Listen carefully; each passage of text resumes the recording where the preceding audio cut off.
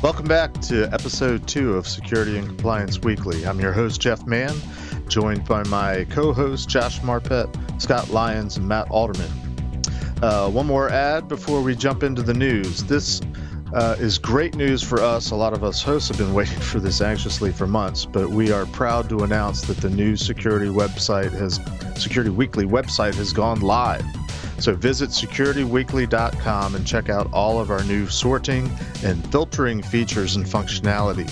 That's right, you can now look up topics of interest on our various programs and not just fumble around like most of us have to do. What was that thing we talked about? Who were we talking to? When was that show? So we're looking forward to it if you're not, but please check us out. And if you find any kind of issues or if you have any kind of feedback, pros and cons, things you like and don't like the font or the color, we welcome all of your comments, and you can send them to website@securityweekly.net. That's website@securityweekly.net. All right, guys. So let's talk about the news. Anybody want to jump in with a favorite story of the week? Oh, we're all so fast. Yeah, everybody's on it. Josh, how about you before you blue screen again? Jeff, can we talk about one of yours? That New York breach law is fascinating. I really like that one. I'd love to chat about it. This is the New York breach law amendments, and I really, really want to talk about that because I think that some of the amendments are fascinating. Is that okay? Yeah, let's do it. Do it. So it's in the show notes, but it's from dataprotectionreport.com. It's talking about the breach law amendments to New York DFS 500, NYC 22, CFR 22, whatever you call it, okay? And it's fascinating because the amended breach law talks not only about notification and how they've expanded the time, they've expanded the penalties, they've done all sorts of things. But what's really fascinating is it expands what they're reaching for. Let me explain what I mean. Sure. It takes biometric data now. So if you have biometric data, now that's technically PII. Does that mean that if I video, the Brooklyn Bridge, there's people walking across, I've collected biometric data, sort of. Does that count as PII data on my video? Second thing is instead of you're doing business in New York, it's now you have information on a New York resident. So if it's any information on any New York resident, then the question is, who's not under this law? Yeah, it also expanded scope from just acquiring the personal information to accessing that personal information, which is another interesting change in the law, is even if you're not the original acquirer, if you're accessing any private information, you're also in scope for the law. So yeah, it almost sounds like GDPR.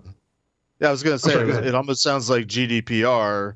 Any country in the world, if they're obtaining personal information on European citizens, they're subject to GDPR. So it sounds like the corollary is here. Any company anywhere, if it's a New York resident, they're subject to these laws. So what do you have to cordon off New York residents? This is crazy. Well, didn't they do that in a movie once? No, pretty soon there will be a feature in all video cameras and all regular cameras that you have to pay a certain amount to be able to film people, to be able to access that data. I could see it coming. Well, I already saw parts of this when I was in Italy this summer. Restaurants will not let you pull your phone out and take pictures or video of the restaurant. Will not do it. I mean, it's just because of GDPR and because of the privacy. I mean, you're already seeing this stuff being banned in European restaurants. It's just don't pull out your phone and try to take a picture because they're going to come over and tell you not to. Well, like if you're taking a picture of your food, it's okay, I assume? I assume so, but as soon as that camera comes up and you try to take any picture across the restaurant, it's a big no-no. Mm-hmm. What I find interesting is that New York apparently has different definitions, and they break out. There's a difference between what they call privacy information and personal information. Anybody got inside understanding of that one? I don't. I just know personal information is any information I'm sorry. concerning a natural person, which because a name or other identifier can be used to identify such natural person. It's a pretty broad scope already in one of the broadest of the breach laws. Yeah, I mean, just a quick read of the article. It looks like they're, and I might be wrong, but it looks like they're, when they're talking about private information, it looks like they're addressing not only personal information, but also information that can be used as part of authentication. So they're, they're extending, like a password or a biometric to be something that we care about, but they're actually labeling it as private information. They're trying to granularize and individuate the different levels of information that can be collected about a person, right? I can always know somebody's name, but if I know their fingerprints too, that's a little bit more. It's a little bit more. What's the word that I'm looking for here? Obtrusive. Invasive. Yeah. Invasive. Yeah, that Yep. sounds right. Let's go with that. Yep. Then just sitting back and saying, well, I've got your name, your phone number, your social security number, and that's really what that's going towards. Whereas personal information, right? Name, date of birth, social security, address, right? Versus private information, which is facial recognition, biometric, right? What really defines you as you? Yeah, it's interesting too, because there's definitely some PCI-centric language in this law, because they talk about personal information, including your credit card number, your debit card number, and also some reference to the security code, which, if you've ever used a credit or debit card, it's that 3 or 4 digits that's printed on the back, or in Amex's case, is on the front of the card. I think it's laudable. I'm not trying to give too many props to anybody, but the fact that they're trying to put down in writing some of the things that we've been talking about for months now on Security Weekly, and I'm sure it comes up on the other shows, just the fact that there's so much information that's out there right now that's personal information but doesn't fit the prevailing definitions of name, address, phone number, and so on and so forth. So if the fact that they're writing it down and trying to declare certain things is, yes, this really is stuff that we care about, I have to think that's a step in the right direction. At least from a privacy perspective. Right, and we're going to see more of this with the California law that's getting ready to take effect, right? That's one of the other stories that's in here is CCPA and what it's going to cost potentially to comply with CCPA in the state of California. I mean, this is going to be GDPR 2.0 when it gets rolled out next year in California, and they're talking up to $55 billion in costs to comply with this thing. Right. But the thing that we need to keep in mind here, right, is that GDPR goes for the individual, right? CCPA goes for the family, right? And the new amendment to the New York regs that we're talking about deals with the private information of a New York resident, right? So there's no ambiguity about who it touches and who it doesn't touch, like we see in GDPR and CCPA. So you're saying that's a good thing? Yeah. Okay. So, the article talks about the cost of complying with CCPA. Is there a consideration for, what are the costs if they don't comply in terms of fines? I mean, is it appropriate for a business to make a cost justification? Do I care about CCPA, or is it a price of doing business? Well, I mean, we've seen this already in some of the GDPR litigation. Companies who are not compliant are going to get fined. The question is, how big's the fine versus how much is it going to cost you to comply? It's going to be one of those decisions every business is going to have to make. When you look at a Facebook fine of $5 billion for Cambridge Analytica, it's a drop in the bucket for them. Does it change their behavior? Probably not. But for somebody that's smaller, I mean, this could have. It could be disastrous. The company could completely go out of business if the fines are big enough. We've actually got historical perspective here. HIPAA in 2013 or 14, I forget, changed drastically and raised their fines massively.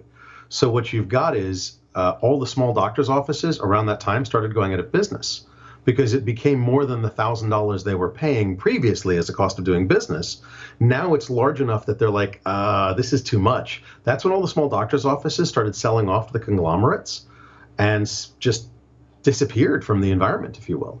So is that the same kind of thing that's going to happen? You're going to have people that simply don't exist as small businesses, or, and this is the one that I'm curious about, will you see data holding companies?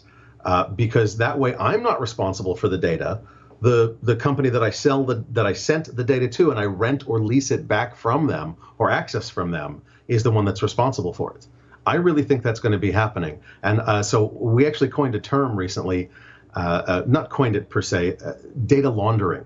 We're going to see data laundering where we have data. Where did it come from? Well, it's clean data. I didn't ask that. Where did it come from? It's going to be interesting. Yeah, and as far as the fines go, the article's ballparking for small businesses with less than 20 employees to have to spend about $50,000. That's a big hit to the bottom line of any small business. It doesn't matter what it is. Now, earlier in the first segment with Alex, we were talking about how do we get small businesses to be compliant, right? And if you have something like this, it's going to be very difficult. Watching the landscape of how all of this unfolds is going to be very paramount for any future privacy regs that are going to be coming out, because they're going to be saying, well, on one hand, we're protecting our people, but on the other hand, the trade-off is we're sacrificing small and medium businesses that have to become compliant with this. Right? The larges they'll always be able to deal with this, right? Unless the compliance team that they spend the money on, the resources, the time, the training, and so on and so forth, can't handle the volume of requests that are coming in, right? And in that point, you're looking at anywhere from 2 to 5 million to start.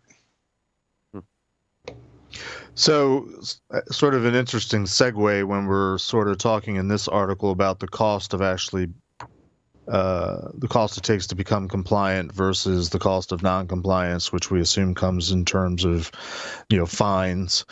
Primarily, another article I saw this week and I put up talks about, let me get the name right, Cybersecurity, the C-suite, and the boardroom, the rising specter of director and officer liability. So, which begs the question, what if it's my money and not the company's money, and how does that factor into these decisions of whether we're going to follow various compliance standards? There is D&O, director and officer insurance. So as D&O insurance will actually cover that to a certain extent, but you never know how big those fines can get, or those lawsuits can get, or those class action suits, even worse, can get. So you've got to be very careful with that. Yeah, but you get into large class action Matt, lawsuits. you've been on several.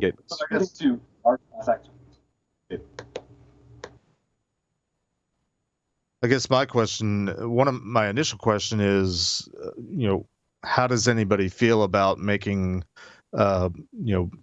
members of the board or executive management personally responsible for the actions or inactions of the company that they work for? I mean, are we okay with that? You've seen aspects of this already. Yeah. Seen aspects of this with Target, right? You've seen aspects of this with the Equifax breach. And I don't think it's going to go away. If there is negligence by a director or officer, there is going to be liability. The question is how big, and I think a lot of it will depend on where the suits come from, right? If it's fines from an agency, that's one thing, but if there's class action lawsuits for damages, and sometimes those amounts could get high, or there's criminal suits for negligence. I mean, that's where things get really, really interesting. And D&O won't cover some of that if there is just outright negligence. So, you got to be a little careful. But this is something I think most boards and directors and officers are taking a serious look at. is how do I put the right risk model in place? How do I cover aspects of this from an insurance perspective? They can't account for all scenarios, but this is going to be a growing area, I think, for people to consider. Well, when you start looking at fiduciary responsibility of boards and directors with the strategy of vision that needs to be handed down from the top, the real question is where does the buck stop, right? Do we keep passing it all the way up the chain, or does, the proverbial stuff roll downhill? It's not just negligence from a director or officer. I mean, what if management screws it up, right? Mm-hmm. Are directors and officers still liable to that? Really trying to figure out the navigation in these waters is really, really interesting, right? Can a board claim that they knew about risks or that they have visibility into their organization, right? Recently, Josh and I were at the NACD Summit, right? And the big theme of the summit was shift, right? So shifting not just of responsibility, but shifting the way boards interact with their prospective companies, right? So realistically, the question is how to reduce board level liability, right? It's a really big, significant issue. It needs professional help, and it's going to be interesting to see how this plays out. But the board's responsibility is to provide oversight. So if you isolate them, how do they effectively provide oversight? It's not that simple, though. You can't just sit back and say that a board is, to provide oversight. Boards provide long-term strategy and vision, right? We were talking about this earlier. If a board doesn't have visibility into an org, right, where does that lie? Number one. Number two, does the board actually take a proactive measure in getting down into the weeds and understanding what the company is doing, right? What's going on in the inner workings? How is the compliance team handling all of the regimes to keep the risk down? How is the security team working with the compliance team to ensure that business can be maintained? And then how is all of that bundled up and shoved into sales and marketing to say, yes, we are providing the best widget we can?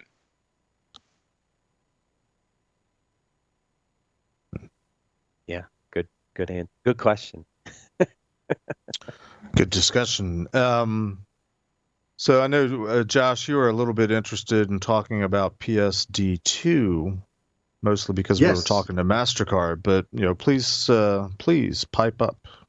So I listed 4 articles in the show notes, and the articles are basically when banks are required to give open, secure APIs, which might be a contradiction in terms slightly, but they're required at their own expense to provide secure API access to anybody that's a registered account information service provider or payment information service provider. Who's going to win? And the answer is probably the tech giants. That's Facebook, Apple, Amazon, and Google. They're going to create banking front ends for 100, 200, 300 banks.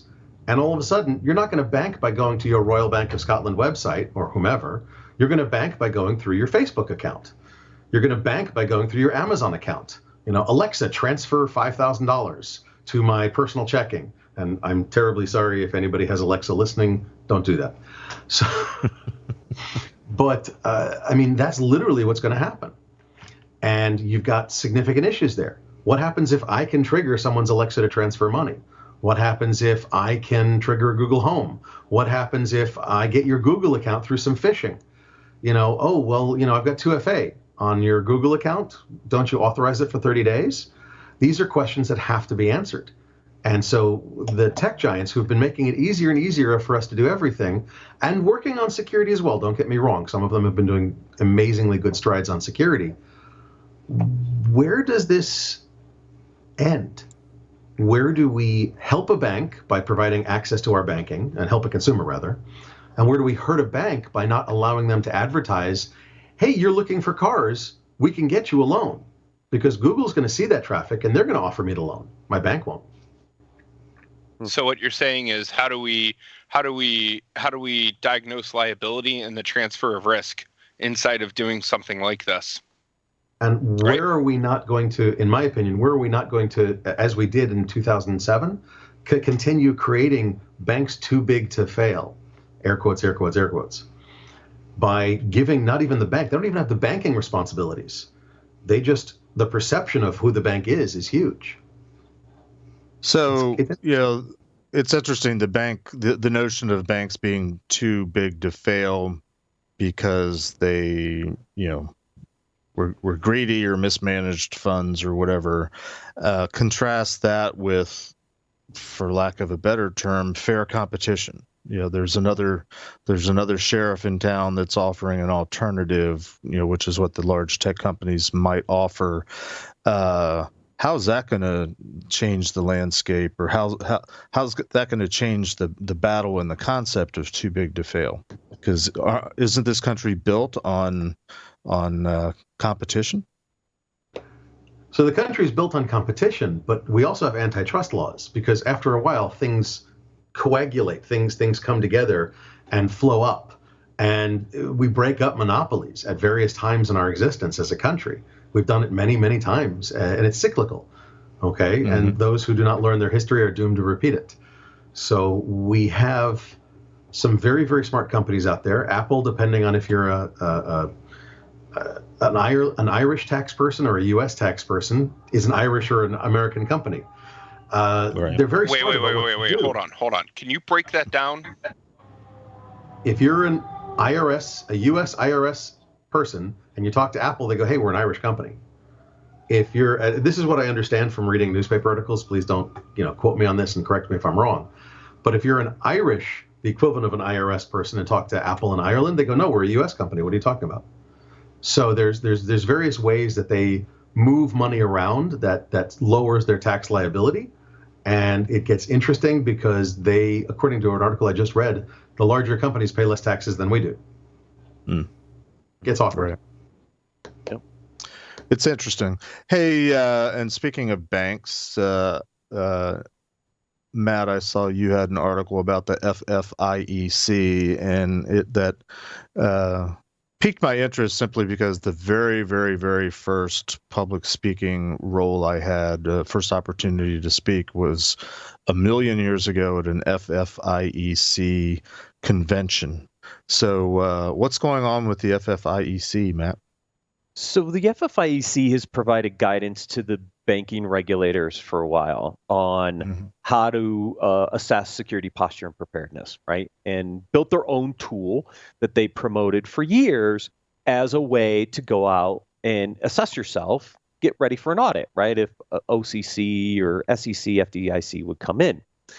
So they do a press release about the tool, but then they kind of start walking back from their tool a little bit. They don't want to say use their tool anymore. They've now opened it up to say, well, you can use our tool. You could use the NIST Cybersecurity Framework. You could use the Financial Services Sector Coordinating Council's Cybersecurity Profile, or the Center for Internet Security Critical Security Controls.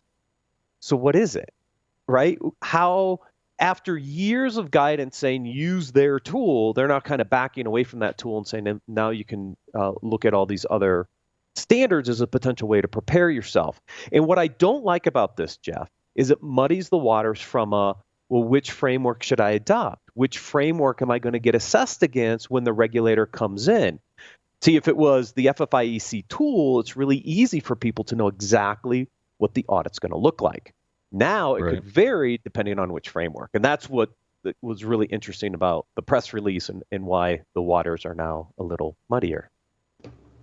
Yeah, that is interesting. I wonder if they had any struggles based on, the PCI Council's long-standing learning from making their own mistakes of not wanting to be too prescriptive and setting the bar, because then if they miss the mark, they have potential liability issues. I wonder if they've run into any of that, with if you just use our standard, but what if it turns out their standard isn't good enough, the measuring stick, if you will.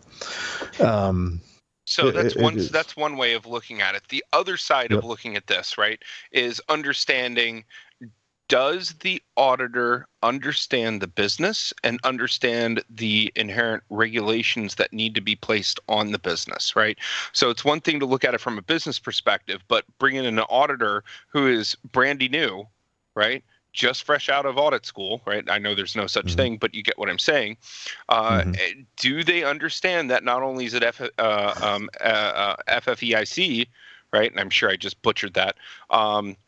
FFIEC, sorry, but you also need NIST, you also need 171, 853, but you also need HIPAA on top of it, depending on who you are, right? I know banks don't go for HIPAAs, but multiple standards are going to be a composite issue when trying to say, well, this is one way to solve all of the problems, especially when looking at it from the auditor perspective.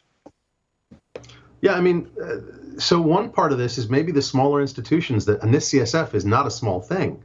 So, and the FFIEC tool, as I understand it, is based on NIST CSF. I've read the profile. So, and so did the NCUA. I think they did a pretty much exact same one. So doing a full NIST CSF is not fun. It's totally doable, but a smaller institution, a small savings and loan, whatever, might have said, hey, look, we're already doing CIS Top 20. These are very straightforward recommendations and sets of things that we can do. Let us do that. And remember that if the FFIEC and the NCUA endorse a particular tool, they're also putting some, what's the word? They're putting some market force behind it. I'm not sure of the correct verbiage, forgive me. And to them, that's not something they're really supposed to be doing as a regulatory body, not as a marketing body, if that makes sense. Well, compliance as a whole has like natural steps to try to figure out both of what we're talking about, right? First step is completing a gap assessment, gap analysis, figuring out what you have, where you need to go, and then how you get there. And then the second step is actually having an auditor come in and start checking out, have you done everything correctly? Do you have the correct controls in place, right? We've said it before on Security and Compliance Weekly, compliance is driven by three things: policies, procedures, and control implementation. And that third part is where a lot of companies really get it wrong, and a lot of companies get it really, really right. Yeah, and to your point, Josh, right? The NIST cybersecurity framework's 200-300 controls. That's a whole heck of a lot more than the top 20, right? The critical 20. So that expands absolutely. Scope dramatically.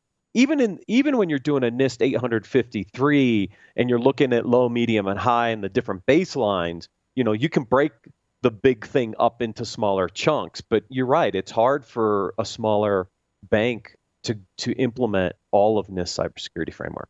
It's just massive. Yeah, and all of this underscores the complexity, which is why we're doing this podcast, of compliance versus security. Because I think a lot of people that are faced with, I've got a choice now for these yardsticks, while I'm sure there's some organizations that would want to do some sort of assessment of what's the best one for them, what's the most directly applicable, or let's just say the easiest to implement. But I think very, very often they would devolve into it reminds me of teaching to the test, and in the education realm, just sort of the bare minimum and missing the point of the big picture, which is the big knock against PCI. Not that it's one of the measuring sticks on the list here, but if you aim too small, you miss things in a large way, and that's just sort of this tension that is built in between compliance and security. There's always this presumption when you're presented with options that there's somebody there within the organization that knows what they're doing, has the background, the expertise to intelligently look at these various standards and which one's best for our organization, then B, of the one that you select, which of the controls are applicable and not necessarily applicable, or at least, how do you prioritize them? And then, the third element would actually be translating that not only into actually implementing and following the controls, but how do you evaluate if you've done the job adequately, if you've met the objective, if you've met the requirement. all sorts of fun stuff, which is why I think we keep having these interesting conversations. Well, that's going to wrap us for this week for episode 2 of Security and Compliance Weekly. Hope everybody has a good week, and stay tuned for next time. Over and out.